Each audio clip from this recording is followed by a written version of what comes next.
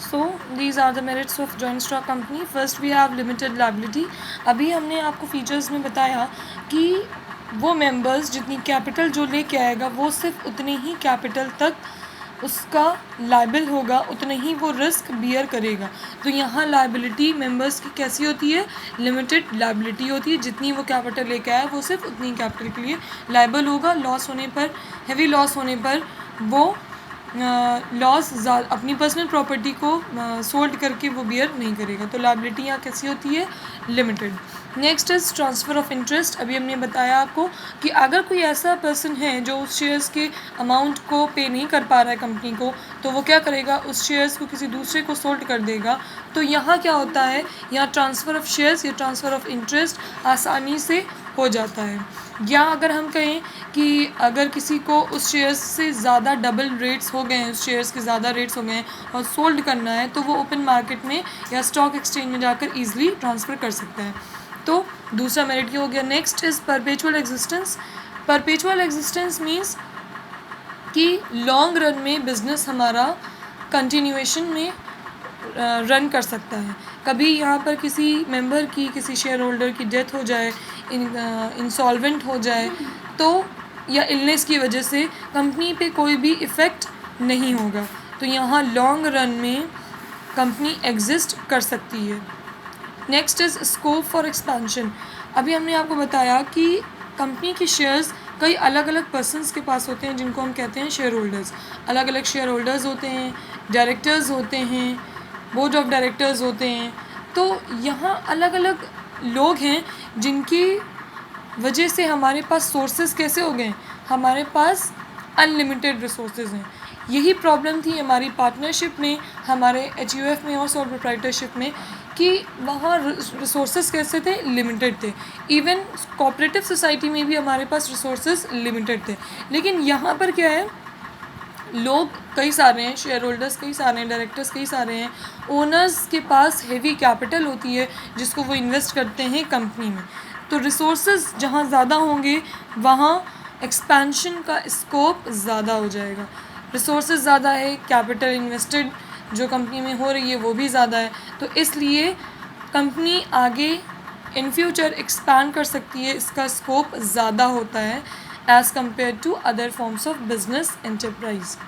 Next is limitations of joint stock company. These are the limitations of joint stock company. First we have complexity in formation. अभी हमने बताया कि किसी भी company को form करने में लेंदी प्रोसेस होता है, बहुत कॉम्प्लिकेटेड प्रोसेस होता है. इसमें सबसे पहले जो कंपनी की इंफॉर्मेशंस हैं उनको लेना, देन उसके बाद शेयर होल्डर्स, डायरेक्टर्स को अप्रूव करना, फिर उसके बाद जो मेंबर्स हैं उनके नेम, उनके एड्रेसेस, बहुत सारे लेंदी प्रोसेस, फिर उसका रजिस्ट्रेशन ताकि कंपनी फॉर्म हो सके. तो इसमें जो होता है वो टाइम बहुत कंज्यूम होता है. तो इस वजह से फॉर्मेशन में थोड़ा सा कॉम्प्लेक्सिटी होती है. Next is lack of secrecy. Lack of secrecy इसलिए बोला गया है क्योंकि शेयर होल्डर्स अलग और जो मेंबर्स होते हैं, जो वर्क कर रहे होते हैं, वो अलग होते हैं. तो इस वजह से, और मेंबर्स अलग अलग फील्ड से आए हुए हैं. कोई HUF तो है नहीं कि फैमिली में बिज़नेस है तो हम एक साथ रहेंगे और एक साथ बिज़नेस करेंगे, ऐसा तो है नहीं. तो इसीलिए यहाँ सीक्रेसी की थोड़ा सा वो होती है कि जो मेंबर्स हैं वो किसी और कंपनी में जाकर जो कंपनी से रिलेटेड डिसीजंस हैं या जो चीज़ें हैं वो किसी और को लीक ना कर दें. Third is impersonal work environment. अभी हमने कहा कि शेयर होल्डर्स या जो ओनर्स होते हैं उनको कंपनी के वर्क से मतलब नहीं होता है. कंपनी में वर्क कर रहे मेंबर्स अलग होते हैं और जो ओनर्स, डायरेक्टर्स हैं वो क्या करते हैं कि वो क्योंकि उनका राइट है कंपनी पे, उन्होंने कैपिटल इन्वेस्ट की है, तो इस वजह से पूरा राइट किसका है? शेयर होल्डर्स का, ओनर्स का या बोर्ड ऑफ डायरेक्टर्स का. लेकिन उस पर वर्क कौन कर रहा है? उस पर मेंबर्स वर्क कर रहे हैं. तो यहाँ क्या होता है? एफ़र्ट्स और रिवॉर्ड्स में थोड़ा सा इनडायरेक्ट रिलेशनशिप होता है. एफ़र्ट्स मेंबर्स कर रहे होते हैं और रिवॉर्ड्स किसको मिलता है? अल्टीमेट शेयर होल्डर्स को या ओनर्स को. क्यों? क्योंकि प्रॉफिट अल्टीमेट किसको जाता है? शेयर होल्डर्स को. और एक बात याद रखिएगा कि कंपनी का मेन मोटिव होता है to earn profit, to earn higher profit. ये कोऑपरेटिव सोसाइटी या HUF नहीं है कि यहाँ हम कंपनी के या सोसाइटी के वेलफेयर के लिए हम काम कर रहे हैं। कोऑपरेटिव सोसाइटी नहीं है, ये कंपनी है। तो इसका मेन मोटिव क्या होता है? To earn profit. तो प्रॉफिट अर्न कर रहा होता है ओनर्स, शेयर होल्डर्स, और उस पर वर्क कर रहा होते हैं मेंबर्स ऑफ द कंपनी। तो इसलिए यहाँ एफर्ट्स और रिवॉर्ड्स का इनडायरेक्ट रिलेशनशिप होता है। डिले इन डिसीजन मेकिंग, बहुत सारे top level management, middle level management, lower level management, ये 3 लेवल मैनेजमेंट होते हैं, और इसीलिए डिसीजन मेकिंग ईजी नहीं होता है। कोई भी डिसीजन होता है उसको सारे डायरेक्टर्स में, सारी मीटिंग में सारे ओनर्स को, सारे शेयर होल्डर्स के सामने रखा जाता है। जब वो अप्रूव करते हैं तभी वो डिसीजन बिजनेस से रिलेटेड या कंपनी से रिलेटेड लिया जाता है। तो डिसीजन मेकिंग में भी थोड़ा सा यहाँ टाइम कंज्यूम होता है, डिले होता है।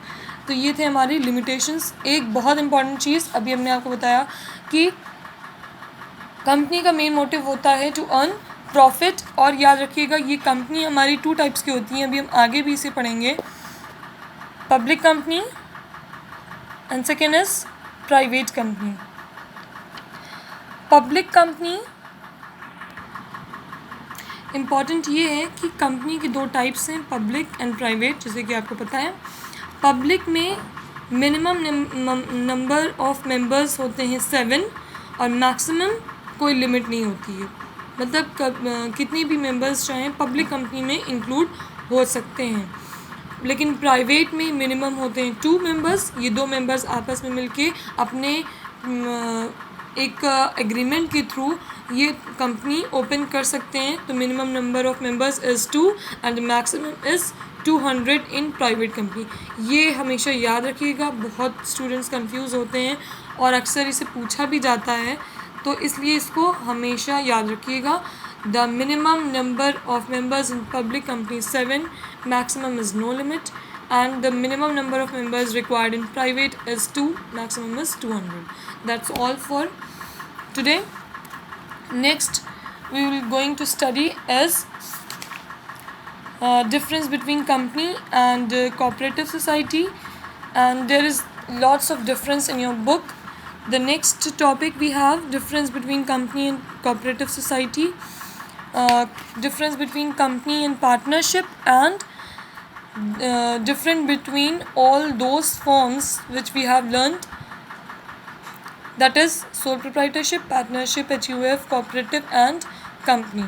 तो ये सारे आपके डिफरेंसेस आपको अपने बुक में भी मिलेंगे। इसको चाहिएगा आप ये सारे मत नोट डाउन करिएगा। एक ये होगा मेन कंपैरिजन, जिसमें सारी चीज़ें आपकी इन शॉर्ट समराइज वे में कवर हो रही है, तो इसको आप नोट डाउन कर लीजिएगा। Comparison between all the forms of business organisation, इसको नोट डाउन करिएगा, इसको रिवाइज करिएगा। एक तरह से रिवीजन है, समराइज वे में है, और फिर कोई प्रॉब्लम आती है तो यू कैन आस्क मी।